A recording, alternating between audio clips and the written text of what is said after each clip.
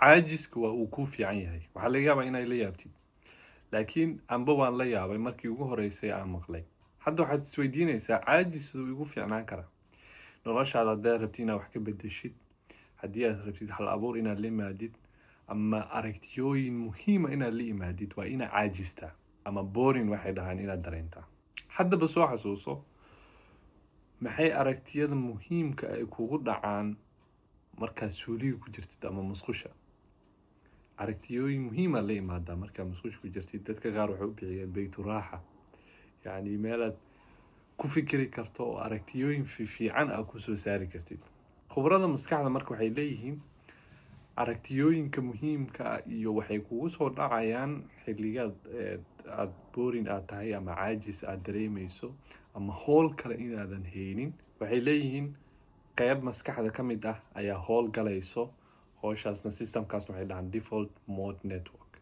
waa markaadan ku mashquulsaneen waxyaabo kale oo howl aadan haynin oo wax kugu hareereysan ayay maskaxda marka gudaha ugu soo laabanaysaa. markaasa wixii lasoo dhaafay, waxaan la gaarin, howlo muhiima noloshaada siday tahay, meesha u socotid, waxaasoo dhan lagu tusaaya, aad ku fikiraysaa, ku arkaysaa.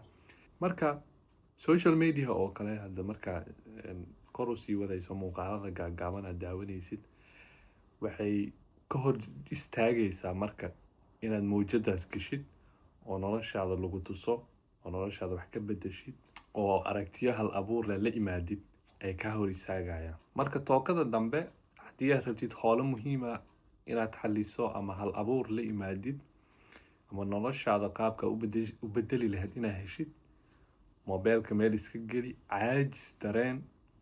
markaas waxaa kugu soo dhici doono fikradooyin iyo aragtiyo aad muhiim u ah oo saameyn kugu yeelan doono. muuqaalka halkaasaan kusoo koobaya. haddaad ka heshay like saar, channelkana kusoo biira. asalaamu calaykum.